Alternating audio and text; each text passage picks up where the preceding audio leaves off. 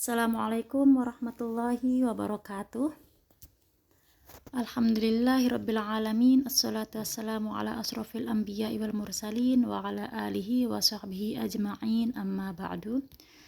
Salawat serta salam atas junjungan Nabi besar kita Muhammad sallallahu alaihi wasallam dengan ucapan Allahumma sholli ala sayyidina Muhammad wa ala ali sayyidina Muhammad. Ibu ucapkan selamat datang di mata kuliah biologi umum. Dan Ibu ucapkan juga selamat datang kepada Maba Biologi atau Tadris IPA Biologi UIN Mataram. Selamat bergabung, semoga sukses untuk kuliahnya, untuk karirnya dari semester 1 hingga lulus nantinya dan mendapatkan ilmu yang barokah dan bermanfaat. Nah, mata kuliah umum ini diampu oleh saya sendiri, yaitu Najah Solehah MPD dari Tadris IPA Biologi Fakultas Tarbiyah dan Keguruan UIN Mataram. Adapun untuk kontrak agenda kuliah kita pada minggu pertama kali ini, yang pertama itu ada kontrak kuliah, kemudian pembahasan mengenai RPS dan buku pegangan, kemudian ada penilaian dan penugasan, kemudian ada peraturan kuliah, dan nanti terakhir itu akan ada pengantar kuliah untuk biologi umum. Nah, ini adalah pengampu mata kuliah biologi umum. Yang pertama ada saya sendiri, Najah Solehah, kemudian ada Ibu Nurmaningsih MPD, kemudian ada Dr. Suhirman MSI, kemudian ada Bapak Alwan Mahsul MPD. Nah, Pak Alwan Mahsul ini adalah sekretaris jurusan Tadris IPA Biologi. Untuk saya sendiri itu karena di semester awal ini, di semester 1 ini ada 6 kelas. Untuk saya sendiri ngajar di satu kelas, di kelas F, kemudian Ibu Nurmaningsih mengajar di kelas E, Bapak Suhirman mengajar di kelas A dan B, sedangkan untuk Bapak Alwan Mahsul mengajar di kelas C dan D. Nanti untuk satu semester ke depan, untuk kelas F akan bertemu atau akan diampu oleh saya selama satu semester. Nah, ini biodata saya. Nama saya Najah Solehah SSI MPD, kelahiran Lombok Tengah, tahun 92, mungkin ada yang dari Lombok Tengah. Kemudian ini email saya, najahsolehah@uinmataram.ac.id. Saya kuliah S1 Biologi di Universitas Islam Malang, kemudian S2 Pendidikan Biologi di Universitas Negeri Malang. Untuk kontrak kuliah kita pada hari ini, yaitu untuk selama satu semester kita nanti. Yang pertama, di mana mata kuliah biologi umum ini terdiri dari 3 SKS. 2 SKS kuliah atau 2 SKS itu untuk teori dan materinya, sedangkan 1 SKS-nya adalah praktikum. Nanti akan ada praktikum untuk mata kuliah ini. Kemudian ada kehadiran dan sistem perkuliahan. Nah, kehadiran di sini yaitu selama satu semester minimal hadir 75%. Dan sistem perkuliahan kita adalah daring. Kemudian ada praktikum. Nah, praktikum di sini setiap orang wajib untuk mengikuti praktikum 100%. Jadi selama dalam satu semester itu wajib mengikuti praktikum 100%. Kemudian untuk kesiapan dan penanggung jawab mata kuliah, tentu kesiapan itu kan dari kesiapan materi, kesiapan untuk kalian belajar. Kemudian penanggung jawab mata kuliah ini adalah bisa dari Kosma. Kemudian ada peraturan kuliah daring. Nah, karena sistem kuliah kita daring, nanti akan ada peraturan kuliahnya seperti apa. Nanti akan kita bahas di slide selanjutnya. Nah, ini untuk sistem perkuliahan kita. Karena sistem perkuliahan kita adalah daring atau online, kita di UIN Mataram, khususnya di Tadris IPA Biologi, ataupun khususnya di mata kuliah saya, di mata kuliah biologi umum ini yang diampu oleh saya sendiri, ada beberapa platform yang akan kita gunakan untuk kuliah, di mana platform utamanya ini yang pertama kita memakai WhatsApp. Tentu ya, semua kan sudah punya WhatsApp, dan nanti kita akan menggunakan WhatsApp group. Kemudian ada Google Classroom dan ada Moodle, yaitu dari LMS UIN Mataram. Nanti bisa kalian mengunduh aplikasi Moodle dan aplikasi Google Classroom. Harusnya sih sudah tidak asing lagi ya mendengar dari platform-platform ini, karena mungkin waktu sekolah kemarin, waktu di SMA ataupun di aliyah, sudah tidak asing lagi dengan yang namanya platform seperti Google Classroom dan WhatsApp. Mungkin kalau yang LMS UIN Mataram, karena di sekolah akan berbeda dengan yang di sini, ini memang khusus untuk yang digunakan di kampus kita. Kemudian ada platform pendukungnya. Nah, platform pendukungnya ini seperti Google Meet dan juga YouTube. Nanti Google Meet ini adalah ketika kita membutuhkan untuk memang pertemuan kita menggunakan Google Meet, tapi memang tidak sepenuhnya selama 16 kali pertemuan akan menggunakan Google Meet. Nanti mungkin 3 kali dalam satu semester ini akan menggunakan Google Meet untuk kuliah kita. Kemudian untuk YouTube, nanti YouTube itu adalah digunakan ketika ada video presentasi yang memang terasa berat untuk dikirim ke Google Classroom, WhatsApp ataupun Moodle. Nanti bisa menggunakan link YouTube-nya yang dikirim ke WhatsApp, Google Classroom ataupun Moodle. Itu untuk tugasnya ya. Sedangkan untuk Google Classroom, nah ini untuk gabung di Google Classroom, kalian tinggal mengklik link tersebut, link yang di slide ini, kalian klik itu nanti akan masuk ke kelas biologi umum 1F. Nah, di situ juga sudah tertulis kode kelasnya, class code. Nah, di situ nanti kalau memang tidak bisa untuk mengklik itu, mungkin laptopnya atau HP-nya kurang tidak bisa, nanti bisa menambahkan untuk gabung sebagai siswa di kelas ini. Nanti tinggal diklik kode kelasnya, langsung masuk ke kelas biologi umum 1F. Nah, ini untuk topik setiap pertemuan kita selama 1 semester nanti. Yang pertama, kontrak kuliah dan pengantar kuliah biologi umum. Nah, ini yang sedang kita jelaskan sekarang. Kemudian untuk yang minggu selanjutnya, untuk minggu kedua, yang akan kita bahas adalah struktur dan fungsi sel. Yang ketiga, bioenergetik sel.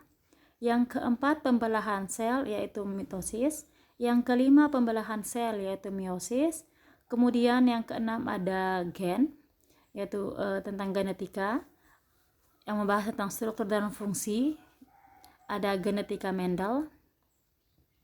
Kemudian untuk genetika Mendel dan struktur genetika. Kemudian yang ketujuh ada genetika dari struktur dan fungsinya, yaitu fungsi gen dan pewarisan sifat. Yang kedelapan itu UTS. Nah, UTS ini nanti kita akan melaksanakan dengan ujian tulisnya. dari materi 1 sampai materi 7. Lanjut ke pertemuan 9, ada organ tumbuhan, struktur dan fungsi. Kemudian 10 sistem dalam tubuh makhluk hidup, yaitu sistem pencernaan dan sistem transportasi. Yang ke-11 sistem dalam tubuh makhluk hidup, yaitu membahas tentang sistem pernafasan dan reproduksi. Yang ke-12 sistem dalam tubuh makhluk hidup, yaitu tentang sistem saraf. Kemudian ke-13 sistematika tumbuhan, 14 sistematika hewan, 15 tentang ekologi, dan 16 terakhir adalah UAS. Nah, dari 16 kali pertemuan ini, 2 kali ujian, yaitu ujian tengah semester dan ujian akhir semester, dan 14 pertemuannya adalah materi. Nanti di tengah kegiatan materi ini akan ada praktikumnya. Nanti praktikum akan bersama koas dan saya sendiri nantinya. Nanti akan ada pengumuman lebih lanjut mengenai praktikumnya. Kemudian untuk penilaian dan penugasan. Nah, penilaian di sini yang kita bahas ada kehadiran dan keaktifan. Nah, kehadiran itu nanti akan Ibu buat di LMS. Nanti kalian untuk absen di LMS akan Ibu atur 30 menit pertama itu untuk segera kalian mengklik untuk daftar hadir untuk absen. Karena kalau setelah 30 menit nantinya kalian tidak bisa hadir, meskipun hadir nanti akan tertulis telat di situ dengan otomatis. Kemudian untuk keaktifan. Nah, keaktifan di sini adalah keaktifan kalian untuk ikut serta dalam diskusi kelas. Nanti untuk diskusinya kita akan lewat kolom chat yang ada di LMS.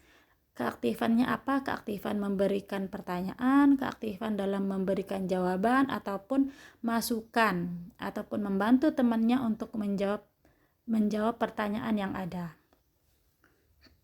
Kemudian ada tugas individu. Tugas individu ini ada resume. Analisis artikel tidak perlu. Tugas individu kita cuman resume. Kemudian ada tugas terstruktur. Nah, tugas terstruktur ini ada video presentasi. Nah, video presentasi dari nanti akan Ibu buatkan kelompok. Kemudian ada UTS. UTS-nya jelas nanti memakai tes tulis, dan UAS. Nanti karena Ibu masih bingung nanti apakah mau pakai proyek atau kita menggunakan tes tulis. Nanti kita bahas. Nah, ini ada peraturan kuliahnya. Untuk peraturan kuliah daring kita, yang pertama resume. Nah, resume ini dikirim lewat GC dan LMS Moodle. Aplikasi Moodle 3 hari sebelum hari kuliah dimulai. Nanti berarti kalau kuliahnya hari Kamis, berarti tugas resumenya itu dikirim hari Senin. Karena kan 3 hari sebelum kuliah, berarti dikirim hari Senin lewat GC dan LMS. Kemudian video presentasi dikirim lewat GC, LMS dan WA Group dalam bentuk link YouTube atau soft file. Nah, soft file ini yang berdurasi 10 menit. Maksimal pengiriman 1 hari sebelum kuliah dimulai. Nah, kalau kuliahnya hari Kamis berarti dikirimnya Rabu.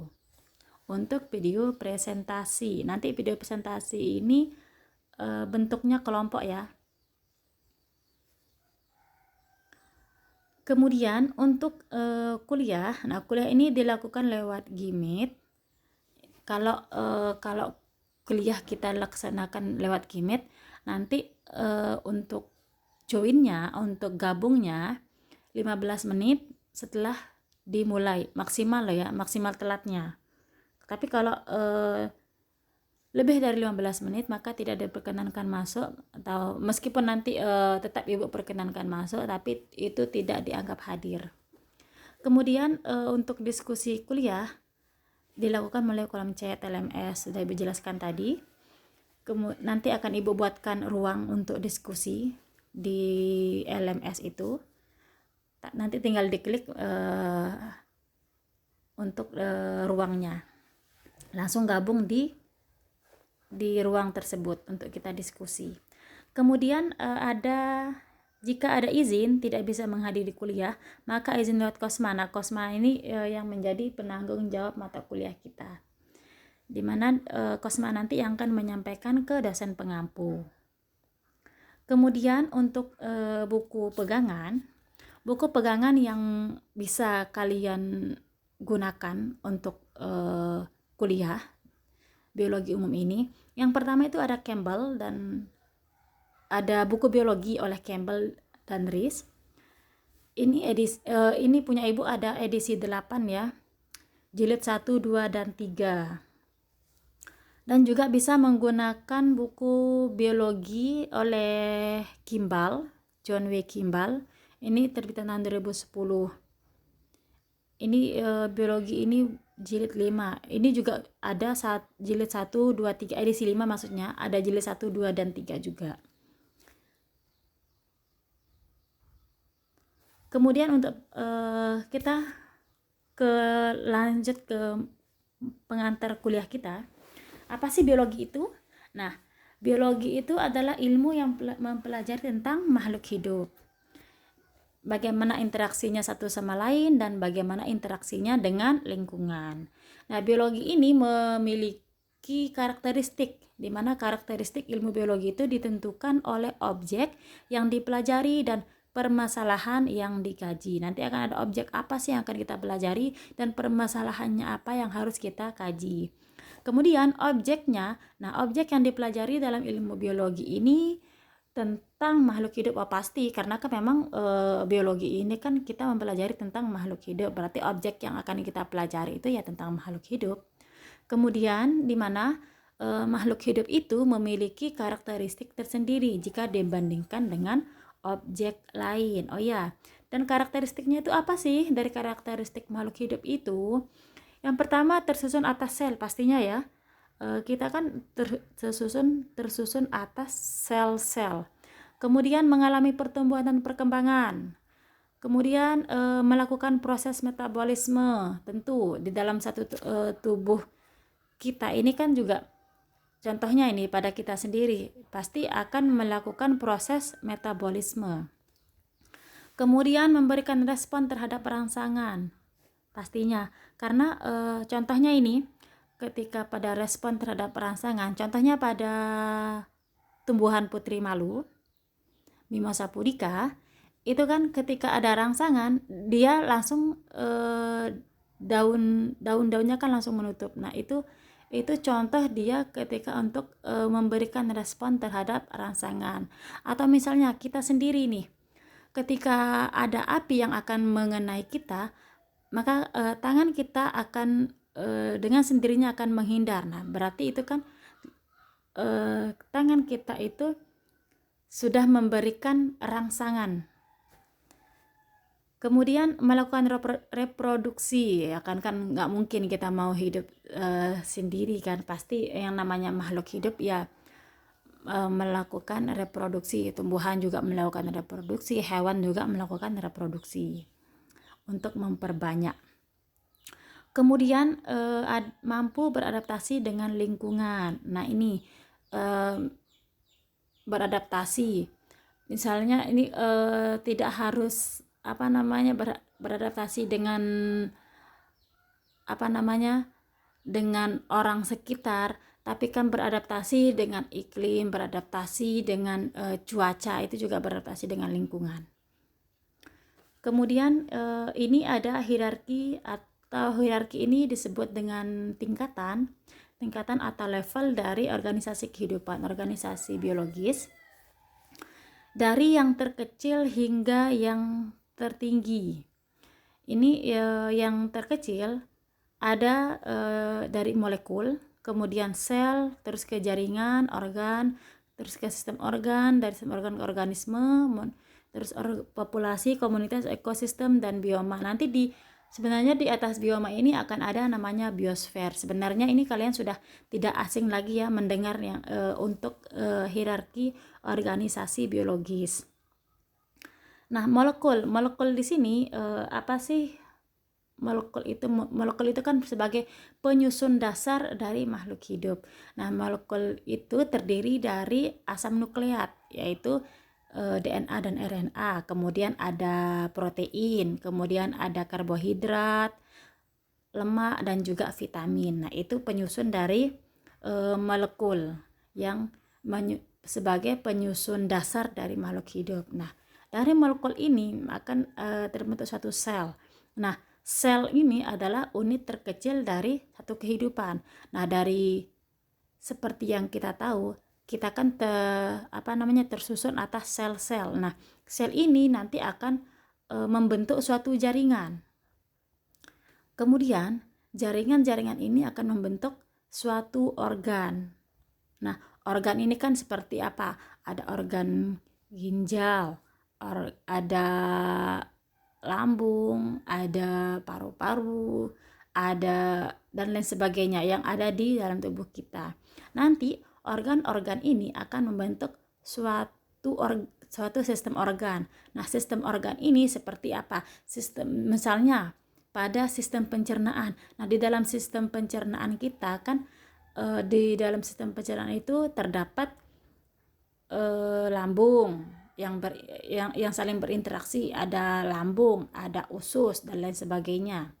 Nah, kemudian dari sistem organ ini akan membentuk suatu organisme. Nah, organisme ini adalah contohnya pada organisme itu adalah satu makhluk hidup yang kompleks, yang utuh.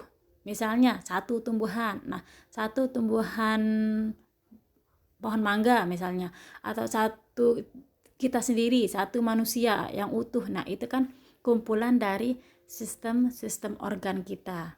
Kemudian organisme ini kan yang disebut dengan individu ya, satu individu. Kemudian dari organisme ini nanti akan membentuk suatu populasi. Nah, populasi itu adalah sekumpulan dari satu jenis individu, satu jenis spesies. Nah, contohnya apa? Di sawah misalnya ada populasi padi. Nah, itu merupakan satu populasi. Kemudian dari satu populasi itu akan membentuk suatu komunitas. Nah, komunitas itu apa? Contohnya tadi misalnya di sawah. Di sawah itu kan ada populasi padi. Terus ada juga populasi belalang, ada populasi semut. Nah, di sawah itu kan terdapat komunitas, ada kumpulan dari beberapa populasi. Kemudian setelah itu di atasnya komunitas akan terbentuk suatu ekosistem. Nah, kalau ekosistem ini adalah interaksi makhluk hidup dengan lingkungan biotik dan abiotiknya. Nah, contoh dari lingkungan abiotiknya itu adalah interaksinya dengan air, udara, tanah, sinar matahari, dan lain sebagainya. Kemudian nanti di ekosistem ini di atasnya ekosistem terbentuk suatu bioma, dan di atas bioma ini contohnya seperti ini. Seperti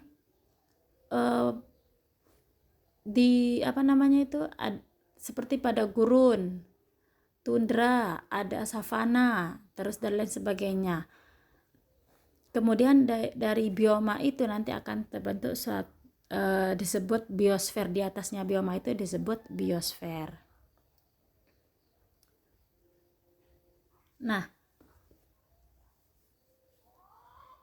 selanjutnya ada biologi sebagai sains. Nah, biologi sebagai sains itu apa sih? Nah, sains itu merupakan pengetahuan yang disusun secara sistematis dan dirumuskan yang berhubungan dengan fenomena alam dan didasarkan terutama pada observasi dan deduktif umum. Kemudian, sains itu sekumpulan pengetahuan yang dihimpun melalui metode ilmiah dan disusun dengan maksud untuk kesejahteraan manusia, bukan sebaliknya. Nah, sains itu bukan untuk untuk merusak, tapi sains itu dibentuk untuk kesejahteraan manusia, ilmunya. Kemudian ciri sains itu apa sih? Bersifat universal, pastinya. Terus berlaku untuk umum. Kemudian dapat diuji kebenarannya di mana saja, kapan saja, dan oleh siapa saja. Nah, siapapun yang bisa mampu untuk membuktikan kebenarannya Itu merupakan ciri daripada sains. Tidak terikat tempat, waktu, dan oleh siapa saja. Kemudian sifatnya tentatif. Tentatif ini yaitu dapat tumbang oleh teori berdasarkan fakta yang baru. Misalnya ini, nanti salah satu dari kalian atau kalian mungkin akan menemukan penemuan baru yang mengalahkan dari penemuan sebelumnya. Nah itu tapi berdasarkan fakta. Kalian sudah bisa membuktikan loh ini loh yang penemuan terbaru, bahwasanya penemuan sebelumnya itu kurang gitu kan, kurang bisa membuktikan. Nah kalian sudah menemukan sesuatu yang baru. Nah itu adalah ciri sains. Kemudian inti hakikat sains atau ilmu pengetahuan alam. Yang pertama itu ada produk, kemudian proses, dan sikap. Nah, produk di sini terdiri dari 3 jenis, yaitu ada konten, kemudian prosedural, dan logika keilmuan. Konten sudah pasti ya, karena kan di sini materinya, isinya kan konten. Kemudian prosedural. Nah, prosedural ini adalah langkah-langkahnya seperti ini. Misalnya pada proses ini ada keterampilan proses kita, dimana pada proses ini kan akan ada keterampilan proses.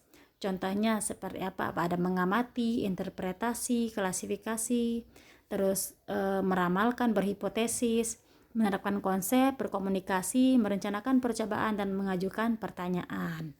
Kemudian dari sini akan terbentuk suatu sikap, di mana sikap seorang saintis itu adalah jujur pertama, kemudian rasa ingin tahu, kemudian objektif, ilmiah, dan rasional. Nah ini cabang ilmu biologi, ini adalah cabang ilmu biologi yang dipelajari. Nanti dari beberapa cabang ilmu biologi ini akan kalian pelajari selama kalian kuliah di Tadris Biologi UIN Mataram. Yang pertama itu ada ilmu anatomi, kemudian ada morfologi, taksonomi, fisiologi, zoologi, ekologi, parasitologi, genetika, mikrobiologi, mikologi, virologi, imunologi, botani, farmasi, terus entomologi, sitologi, toksikologi, ornitologi, etologi, dan malakologi. Nah ini merupakan beberapa cabang ilmu biologi yang akan kalian pelajari nanti selama 8 semester selama kuliah di UIN Mataram. Oke, terima kasih. Semoga bermanfaat dan barokah untuk ilmunya. Sampai jumpa di pertemuan berikutnya. Assalamualaikum warahmatullahi wabarakatuh.